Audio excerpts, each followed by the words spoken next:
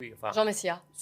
sur le RN, si vous voulez, bon, j'entends l'argument qui consiste à dire ils sont en quête de respectabilité, ils se présentent en cravate, etc. Enfin, je veux dire, de manière un peu plus approfondie, leur stratégie ne passe pas nécessairement par le renversement du gouvernement. Donc de toute façon, si c'était associé à cette motion de censure, ça n'aurait pas fait tomber le gouvernement pour Dans autant. tous les cas, vous avez raison. Et donc de toute façon, ça aurait été un coup pour rien. Donc autant, si vous voulez, comme le fait de participer, si leur poids dans la balance avait eu des chances d'entraîner la chute du gouvernement, peut-être que l'argument de la cravate et de la respectabilité serait passé en second plan. Là, en l'occurrence, ils ont tout à perdre, rien à gagner. Donc effectivement, ils ont tout à perdre à voter cette motion de censure, parce que de toute façon, ça ne ramène rien. Et à supposer que ça gagne, effectivement, le gouvernement tombera. Donc ils ont préféré, si vous voulez, offrir au gouvernement une lotion plutôt qu'une morsure. D'autant que Je ne vous pose pas la question, en fait, Jean Messia. Je crois que je connais la réponse. Moi, personnellement, j'en mets pas, mais je constate que dans les transports en commun, que je prends également systématiquement, il y a de plus en plus de gens à le porter, et notamment des personnes âgées, ce qui est très bien en soi. C'est très bien que les gens, en fait, se prennent en main et connaissent leur propre vulnérabilité et décident pour eux-mêmes ce qui est bon pour eux-mêmes. Je ne crois pas. On va y venir, à ce côté responsabilisation des Français. Ça commence à bien faire, les mesures systématiques. Alors évidemment, c'est pas forcément un sujet nouveau, j'allais dire, que des antifas s'attaquent aux membres du Front National à l'époque, du Rassemblement National maintenant, mais quand même, qu'est-ce que ça dit sur notre démocratie, notre manière de vivre ensemble aussi? Ça dit que notre démocratie, notre vivre ensemble est hémiplégique. C'est-à-dire qu'on est choqué, on vocifère lorsque certaines catégories de personnes sont agressées, notamment des gens de gauche ou des, entre guillemets, racisés, comme une certaine presse les a baptisés. Là, vous avez tout le gotha médiatico-politique qui s'en émeut. On chante le chant des partisans en boucle, on en appelle au retour de la bête immonde et je ne sais quelle autre fadaise. Et en revanche, l'ultra-violence contre d'autres personnes, là, il y a personne qui réagit. J'aurais aimé, par exemple, voir M. Mélenchon nous faire un tweet, l'homme qui tweete plus vite que son ombre dès lors qu'il s'agit de la police ou d'individus de souche. Là, en l'occurrence, c'est le silence assourdissant. Je ne l'ai pas vu tweeter « l'extrême gauche agresse » ou « l'extrême gauche violente ». Vous voyez ? C'est ça que et sur les chaînes du service public, cette agression-là, personne n'en a parlé. On eût imaginé, si c'était agi de militants de la France insoumise ou des militants écologistes, je peux vous dire qu'on aurait enchaîné les matinales sur la question. Donc heureusement qu'à l'antenne de CNews, on en parle pour équilibrer un peu les choses et dire que toutes les violences, d'où qu'elles viennent et quelles que soient les victimes, doivent être dénoncées. Céline Pina a parfaitement résumé la situation. J'ajouterais juste que si vous attendez d'Éric Piolle un discours en soutien à la police ou en soutien plus globalement à tout ce qui fait la France, on peut toujours l'attendre.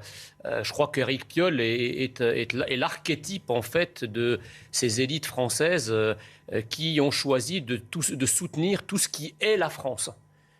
Tous les ennemis de la France, quels qu'ils soient, que ce soit des ennemis sur le plan de l'identité, sur le plan de la sécurité, ils considèrent que ce sont toujours des victimes, jamais des agresseurs. Quand il offre une cellule psychologique à la famille de ce délinquant, il considère explicitement que ce délinquant est une victime oui. Et non pas un coupable. Alors, j'entendais des gens de la mairie de Grenoble se défausser en disant « Ah oui, mais attendez, c'est pas la famille de celui qui tenait la Kalachnikov ».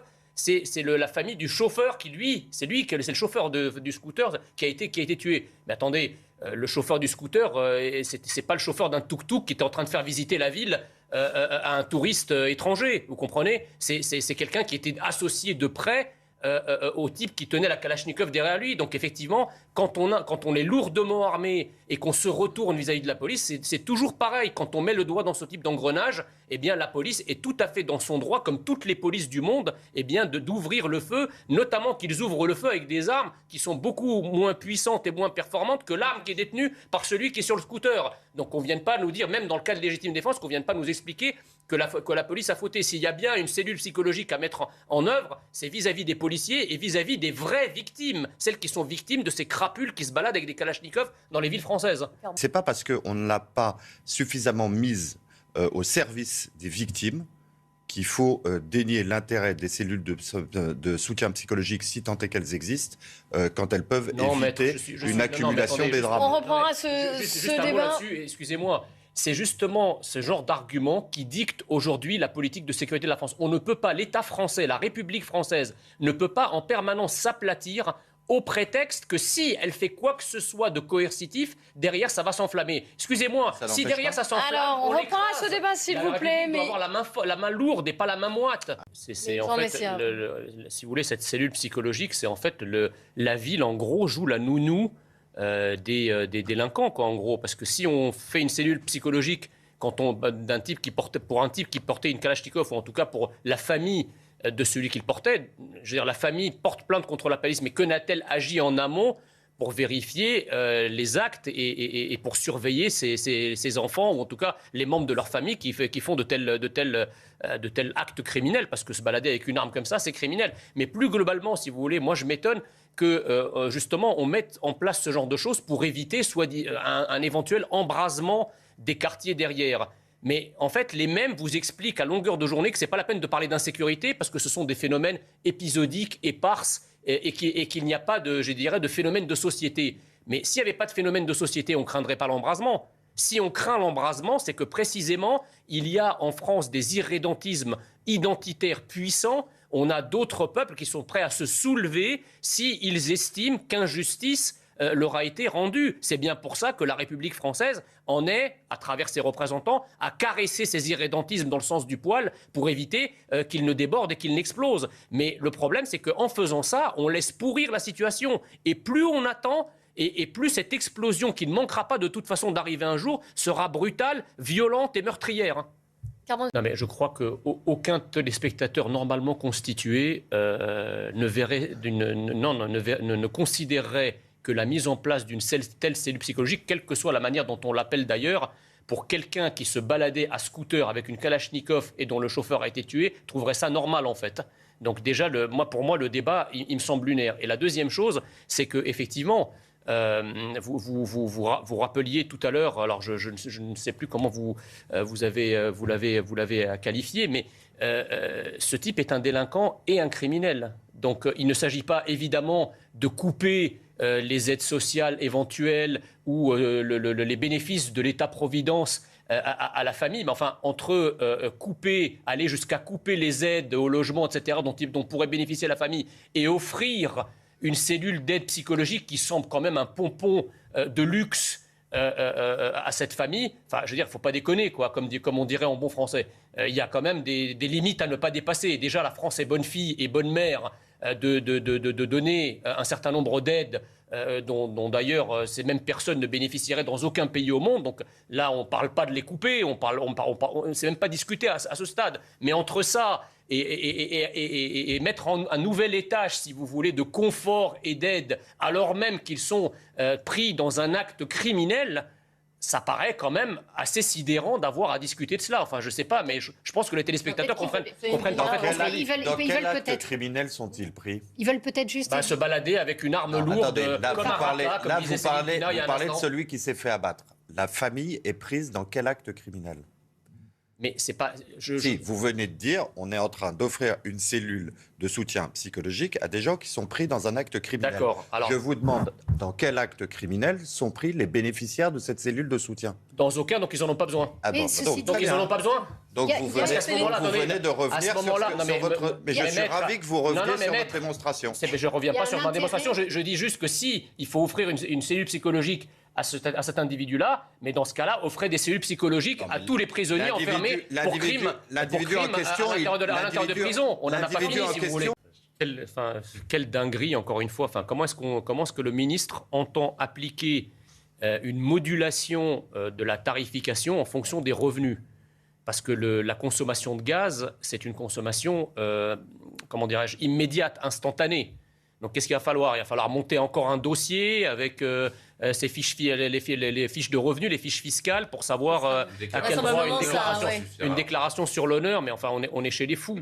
Je pense qu'il y a un vrai problème, c'est que ce gouvernement, lorsqu'il a décidé petit à petit de rentrer en co-belligérance dans le conflit russo-ukrainien, n'a pas mesuré les conséquences de sa politique. C'est-à-dire qu'avant d'entrer dans une guerre, notamment dans une guerre qui n'est pas une guerre immédiatement nôtre, puisque notre territoire n'est pas envahi, la prudence eût consisté à d'abord évaluer les conséquences potentielles, à prendre son temps pour préparer l'économie française aux éventuelles mesures de rétorsion. Alors là, c'était prévu. Le gaz au cette coupure était prévu de longue date. Hein, c'est une opération de maintenance. Hein, c'est pas les non, mais d'accord. Mais enfin, attendez. Alors, d'abord. Ça se tend au niveau de. D'abord, rien ne garantit. Contexte de guerre, mais. Compte tenu des déclarations particulièrement belliqueuses d'Emmanuel Macron et de l'OTAN de manière générale à l'encontre de la Russie, rien ne garantit que le 21 juillet.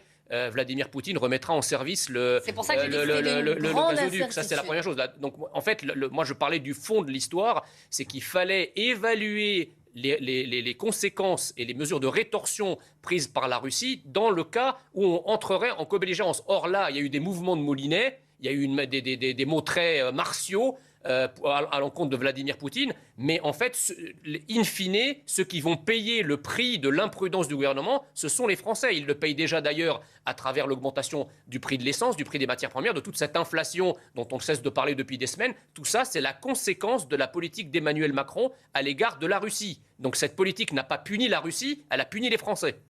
Finalement, le domaine de la guerre est l'un des domaines qui échappe au devoir de mémoire dont nos élites nous abreuvent à longueur de journée. On ne cesse de nous ululer mois après mois. Il faut se souvenir, il faut se rappeler le devoir de mémoire, mais le devoir de mémoire de la guerre. A-t-on oublié ce qu'était la guerre ? Enfin, vous avez parlé tout à l'heure des conséquences, etc. Votre analyse est tout à fait juste, sauf qu'en fait, c'est exactement le même processus que les guerres qui ont eu lieu au XXe siècle avec le totalitarisme nazi. Enfin, Hitler ne raisonnait pas autrement. Il a quand même envahi des pays au mépris du droit international, en ayant effectivement des conséquences sur le coup, mais qu'il acceptait justement pour pouvoir mettre l'Occident à genoux, et il y est arrivé. Donc en fait, les mêmes causes produisent les mêmes effets. Quand vous avez quelqu'un de déterminé à faire la guerre, à envahir un territoire, ce n'est pas en se payant de bons mots, ce n'est pas en envoyant des articles du droit international, et certainement pas en faisant des moulinets et en ayant un langage martial que vous n'avez pas les moyens de tenir sur le terrain, que vous allez gagner. Or, c'est exactement ça qu'on a fait en fait.